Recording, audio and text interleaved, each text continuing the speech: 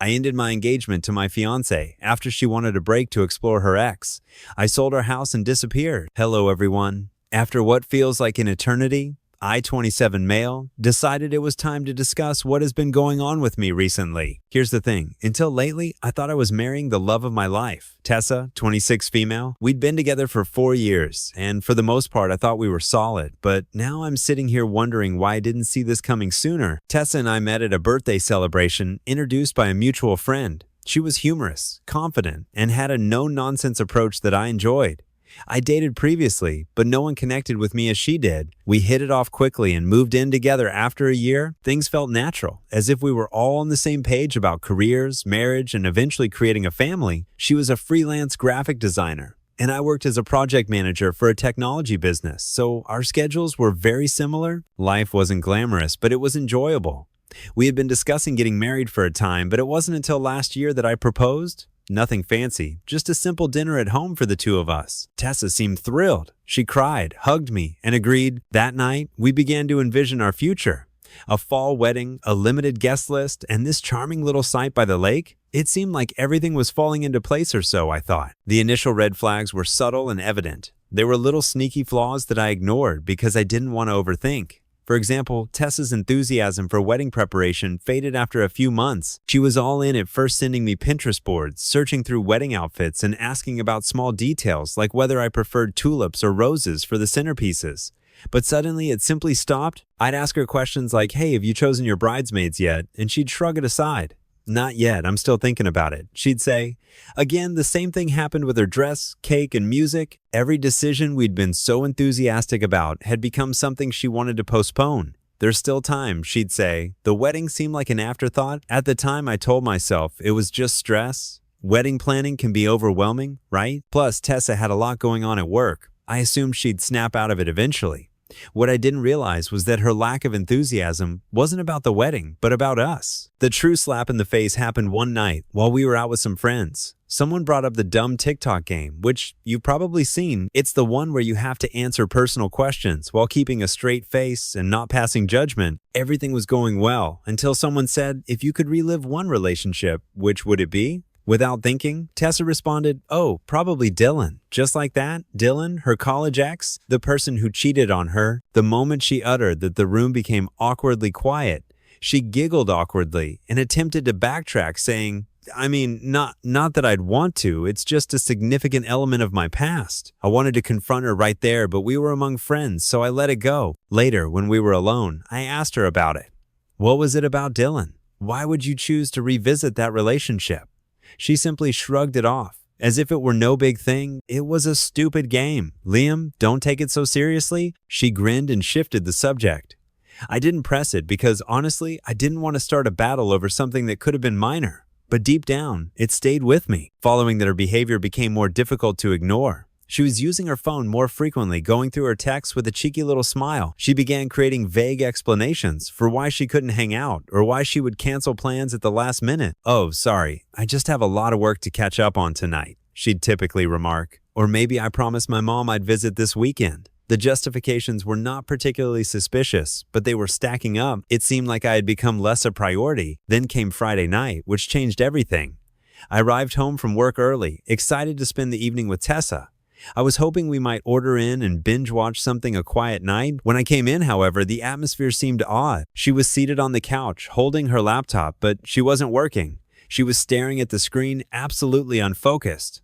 "Hey, I'm home," I murmured, hoping to relieve the tension. "You're early?" she said, as if it were a negative thing. I shrugged it off and went into the kitchen to begin preparing dinner, but the silence in the house was oppressive. Usually, she'd ask how my day was or tell me about her own. Not tonight. Nothing. Finally, I looked around and asked, "Is everything okay?" She shut her laptop and glanced at me.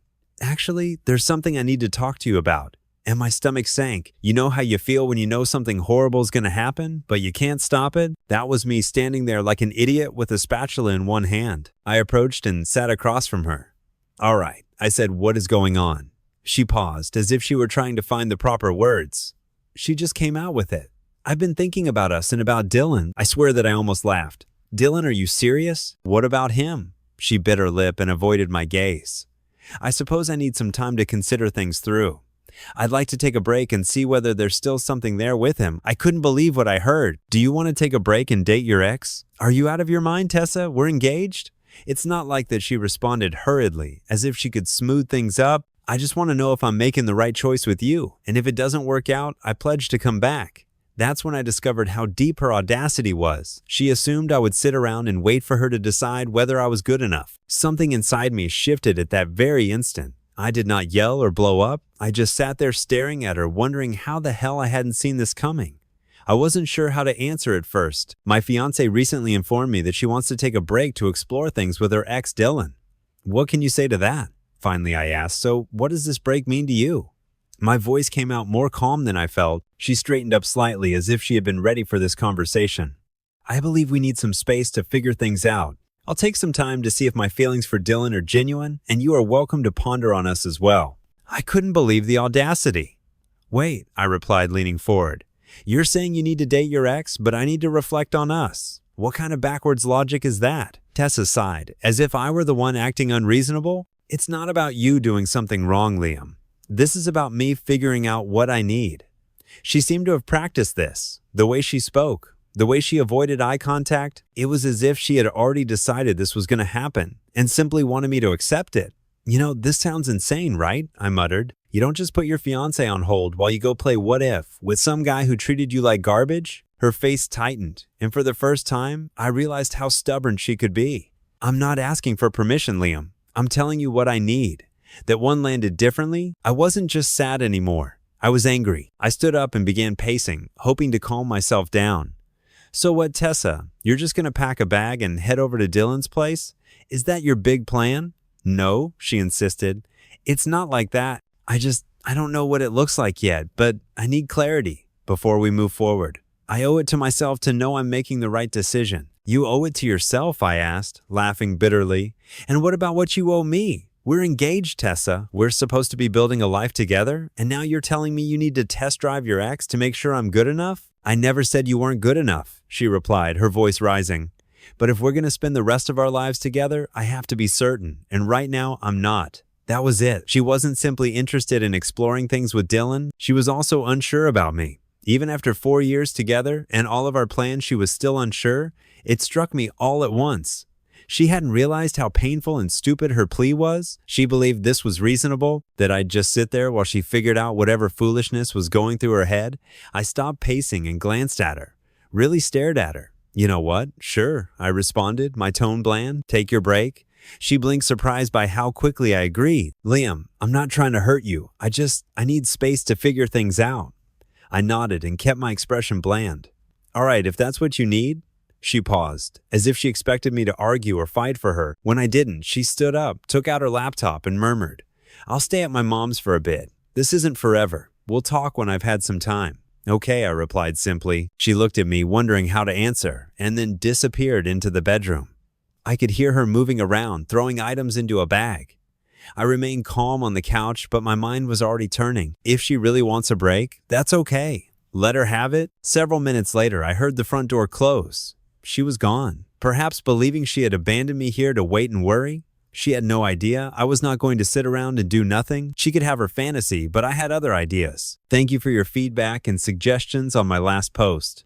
A lot has happened this week, and I'd like to report how things are going. First and foremost, I want to thank everyone in this community for their wonderful support. Many of you mentioned that I don't just sit around waiting, and you were correct. I've been busy putting everything into motion. First, I called my pal Noah. He's been my best friend since college, and he's not the type of man to sugarcoat things. After hearing the full story, he brought over pizza, and we spent the entire night scheming. Dude, you realize she's going to try to crawl back once things don't work out with Dylan, right? Noah reminded him. He was correct, of course. The more we talked, the more obvious it became that I needed to be proactive. This was not about vengeance. It was about regaining control of my life. I began with the house. Tessa doesn't seem to recall that it's entirely in my name. She loves to act as if it's our home, always talking about the curtains and paint colors she chose. Yet I'm the one who pays the mortgage. I phoned a realtor first thing Monday morning. The realtor came by to see the property, and we decided to list it right away. The market in our neighborhood is hot right now, and we already have several potential buyers. Tessa has no idea. She probably believes I'm sitting here in our shared home waiting for her to sort out her feelings. The next step was to gradually remove her from my life. You remember the live, laugh, love placards she insisted on putting up? Gone? Those beautiful throw pillows she had to have? Donated? Her clothing and personal belongings that she left behind? I carefully packaged them all up, but this is where I became strategic. Instead of just dropping her belongings off at her mother's house or having her come fetch them, I hired a moving company. They took everything to her mother's house and left a short note, "Here's your stuff. Good luck with Dylan." I know some of you may think this is petty, but I disagree. I'm not being vengeful. I'm being efficient. She wanted some room to think things through. Well, she's got it literally. The most fascinating moment came when mutual friends began asking questions. Instead of playing the victim or slandering her, I simply stated the truth. Tessa decided she needed to explore things with her ex before committing to marriage. I decided I deserved better than being someone's backup plan. You should watch how people respond to that. No drama, no accusations, just facts. It's amazing how rapidly the story changes when you don't try to control it. I've also been making moves at work. I applied for a position at our West Coast office that I'd been considering for a long time. If the house sells, which seems quite likely, and I get this job, I'll be starting over on the other side of the country. Tessa has attempted to contact me several times this week, first with lighthearted texts like, "Hope you're doing okay," and progressing to increasingly concerned messages when she learned I was actually making changes rather than simply waiting around. Yesterday, she was in a panic when her mother informed her that the boxes had been delivered. "What are you doing? Why are you acting like this is over?" I kept my response simple. "Because it is over, Tessa. You made your choice, and now I'm making mine." She began crying, claiming that she simply wanted time to figure things out, that I was being quick, and that this was not what she meant when she asked for a break. What did you expect? I questioned her, that I'd sit here like a faithful puppy while you test drove your ex? That's not how this works. But what if I realize you're the one I want? She was weeping. Then you'll have learned a valuable lesson about not taking people for granted, I said before hanging up the phone. The weird thing is that I'm no longer upset. Instead, I feel liberated. Every box I pack, every move I make feels like I'm reclaiming parts of myself that I didn't realize I'd given up. Noah came by again yesterday to assist me with packing the house. He also saw the change in me. "You seem different," he observed. "More focused." He's correct. I'm different. When Tessa first revealed her desire to pursue things with Dylan, I felt like my world was falling.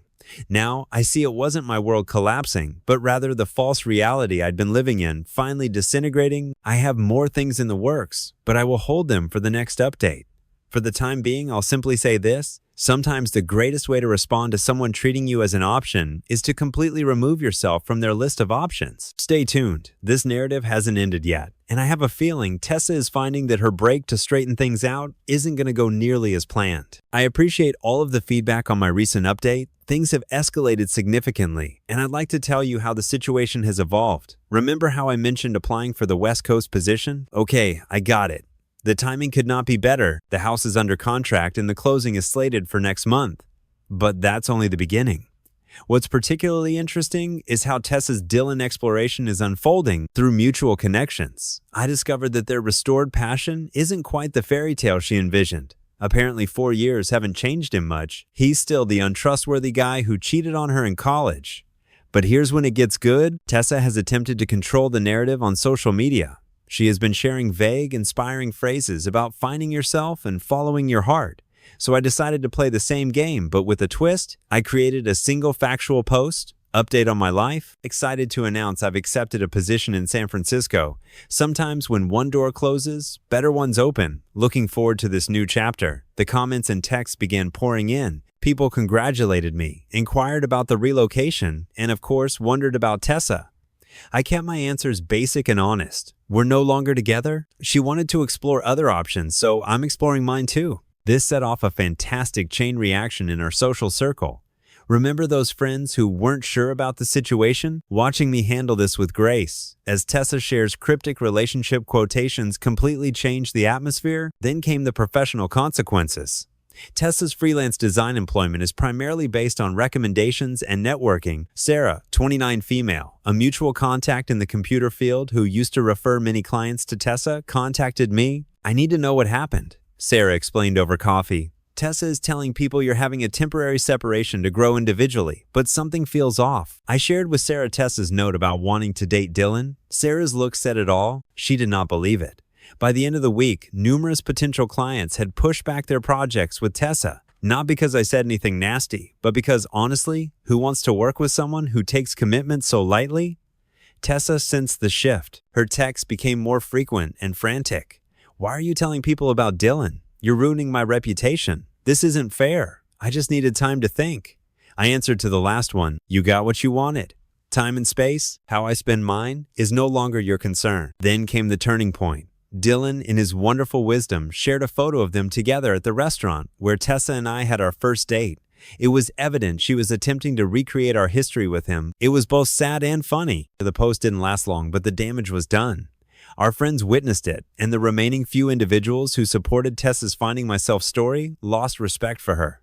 Even her own sister contacted me. I'm so sorry about how she's handling this. You deserve better? What is the most satisfying part? I didn't have to be vengeful. I simply lived my life freely and honestly, whereas Tessa attempted to play both sides. The truth has a way of emerging. She visited my office yesterday. Dylan seemed to have already revealed his true colors. Flirting with other women being untrustworthy. A familiar story. She was crying. I made a huge mistake, she cried. I was scared of commitment. I thought I needed to know if there was something better out there, but I was wrong. You're the best thing that ever happened to me. I simply gazed at her calmly.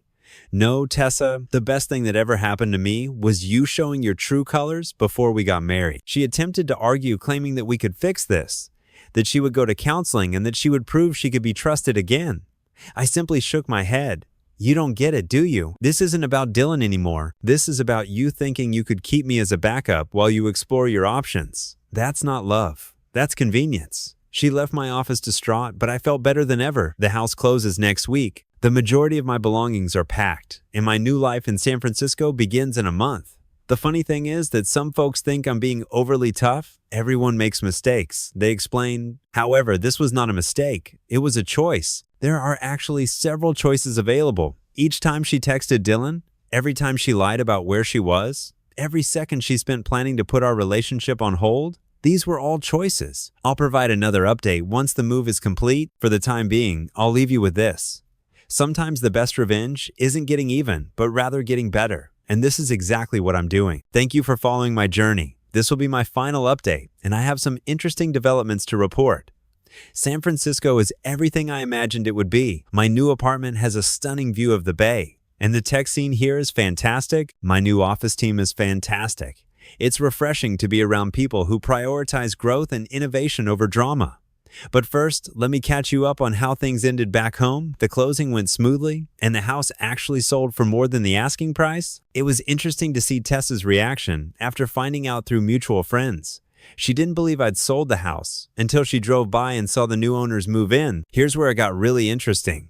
Remember Dylan? He reached out to me of all people. He sent me a long message about how he never meant to cause problems and that Tessa had contacted him first, months before she requested the break. Tessa had been planning her little exploration for quite some time. She had been messaging Dylan for months, carefully laying the groundwork for her backup strategy. What's the irony? Dylan ended their relationship because, as he put it, if she could do this to you, she could do it to anyone. Tessa's professional fallout has been significant. Remember all the clients she'd lined up? Most of them discovered other designers. Not because I said anything, but because word spreads in the industry. One of her largest clients really contacted me.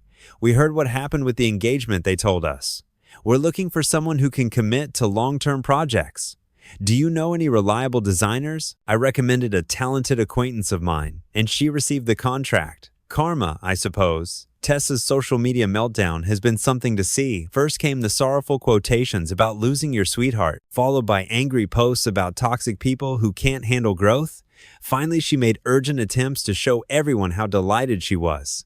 The final one was quite interesting. She wrote about beginning her own design firm. 3 days later, she began sending out job applications. Last week, her sister contacted me again. Tessa has apparently been staying with their parents, stating she needs time to heal from our separation. Her sister's exact words were, she really thought you'd wait for her? When you sold the house and moved, it broke her fantasy completely. The most reassuring moment occurred during a video call with our old friend group. They were telling me about local gossip, and someone described seeing Tessa at a coffee shop explaining to a potential customer why her portfolio website was down. Apparently, she forgot that I was the one who set it up and maintained it. She couldn't figure out how to restore her hosting membership when it expired. not my concern anymore. My new life here is coming together well. I've joined a local rock climbing club, begun taking Spanish lessons, and even adopted a dog from a local shelter. His name is Zeus, and he's a greater companion than my ex-fiancée. The tech community here is really inviting. Last week, I was invited to speak at a developer conference, which would not have happened if I had stayed at home. It's amazing what you can accomplish when you're not dragging dead weight. I had one last interaction with Tessa. She sent me an email requesting some old images from our shared cloud storage.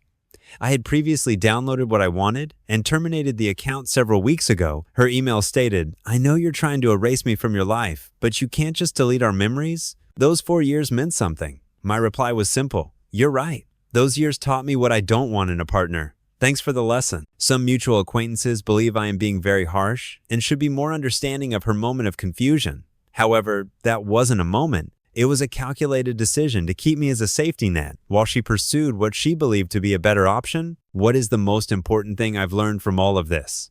Sometimes the worst things that happen to you result in the best outcomes. If Tessa hadn't shown her true colors, I could have married her only to learn her genuine personality years later, possibly with children in the mix. Instead, I'm in a lovely city with a wonderful job, making new friends and feeling optimistic about the future. The anguish of betrayal has been replaced by gratitude for the bullet avoided. Thank you to everyone who has followed the story and offered advice. Your encouragement helped me remain strong when I might have faltered. And for anyone going through a similar situation, know this: when someone shows you who they are, believe them the first time. Don't wait around for them to change their mind about you. Life is too short to be someone's backup plan. Sometimes the best thing you can do is walk away and make things better for yourself. That's it for now, guys. This chapter of my life has officially ended, and I couldn't be more excited for the next one to begin.